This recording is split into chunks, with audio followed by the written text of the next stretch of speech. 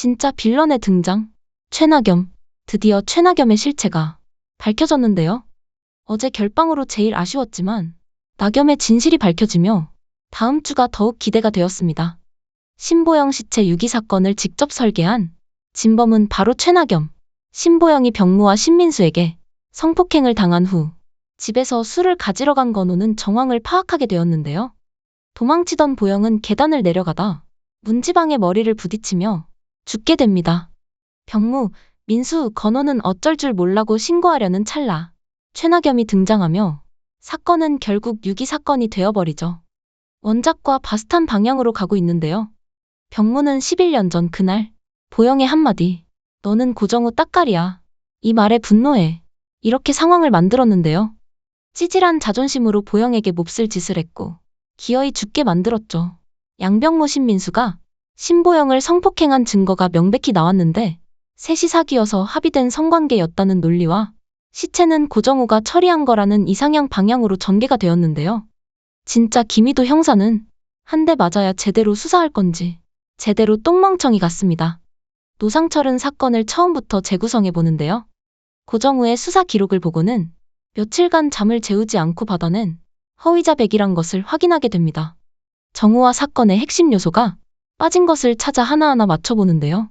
보영의 시체를 유기하려면 운전하는 누군가가 필요한데 그 당시 병무, 민수, 건호 셋 다 운전을 할 수가 없었습니다. 게다가 차량 뒷좌석에 삽이 2개가 놓였다는 건 혼자 한 일이 아니라는 뜻. 아무래도 제3의 인물이 있었을 것으로 파악되는데요. 건호의 자살로 멘붕이 온 형구탁. 건호의 유서에는 병무와 민수 때문인데 그때라도 말했어야 한다며 자신은 아버지 때문에 죽는 것이다. 아버지도 그날 창고에 있었단 걸 말하세요라며 현구탁이 그 자리에 있었다는 것이 밝혀집니다. 그렇다면 그날 대신 운전을 한 누군가는 현구탁이라는 뜻일까요? 예영실로 인해 현구탁은 진실을 밝히지 못하고 있는데요. 계속 승진이 밀리던 와중 정우 사건으로 승진하게 된 현구탁. 분명 현구탁, 예영실까지 연관이 있어 보이네요. 아이들만의 문제가 아님을 알 수 있죠. 그리고 또다시 11년 전과 같은 짓을 시작하는 현구탁. 민수를 만나 모든 죄를 병무에게 덮어씌우라 했죠.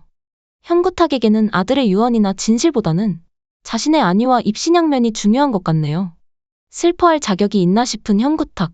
거기다 상철은 보영 엄마 이재희에게 보영과의 문자를 보여주지만 그날 제이는 보영을 만난 적이 없다고 잡아 떼버리죠. 정우가 범인이 된 사실이 누굴 위해 이렇게 된 걸까 싶은데요. 동네 어른들까지 한 아이의 인생, 한 가족의 인생을 모두 망쳤다는 생각밖에 들지 않죠. 결국 민수의 진술 번복으로 병무는 체포되는데요. 민수는 부모 앞에서 건호의 죽음이 병무 때문이라며 거짓 자백을 해버리는데 진짜 단체로 약 먹었나? 이 뻔뻔함 때문에 화가 치밀어 오릅니다. 결국 아무것도 모르던 병무는 잡혀가면서 덕미, 즉 나겸의 짓을 모두 폭로해버리는데요. 드디어 나겸의 진실이 밝혀지는 순간이었고 자신의 옥바라지를 해주던 유일한 친구라 생각한 나겸의 짓이라는 것을 알게 된 정우는 충격이 얼마나 클까요? 정우가 진실을 말해달라는 순간에도 자신의 안위만 생각하며 또다시 거짓말을 하는 나겸. 그래놓고 친구들을 조종하는 모습이 비춰지며 구애가 끝이 났는데요. 나겸은 정우를 짝사랑하는 마음을 갖고 있으며 함께 어우러져 친하게 지내는 친구들을 부러워했던 인물입니다. 하지만 어느샌가 그 친구들 사이에서 중심이 되어 시체를 유기하게 만들고 거짓을 폭로하게 만들었죠. 그렇게 자신이 사랑하던 사람인 정우가 모든 것을 잃게 만들었는데요. 그렇게 하면 정우를 가질 수 있을 것이라 생각한 것일까요? 더 반전은 하나 더 나왔죠.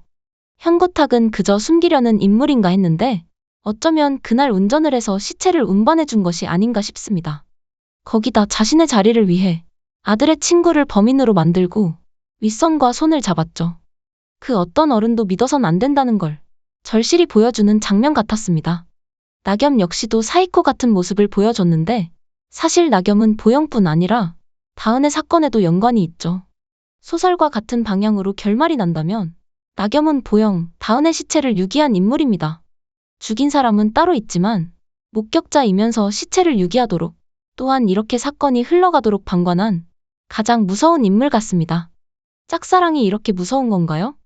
정우가 자신을 돌봐줬다라는 이유로 나겸과 사귀기라도 했다면 진짜 끔찍했을 것 같네요. 결말을 기다리며 17일 백설공주에게 죽음을 1회부터 9회까지 재방송된다고 하는데요. 아직까지 보지 못한 분들이 계시다면 추석에 몰아보기 적극 추천드립니다. 긴장감에 눈을 뗄 수 없는 드라마 백설공주에게 죽음을 비상광의 리뷰 뇌피셜 재미있게 보셨다면 좋아요, 구독 부탁드립니다.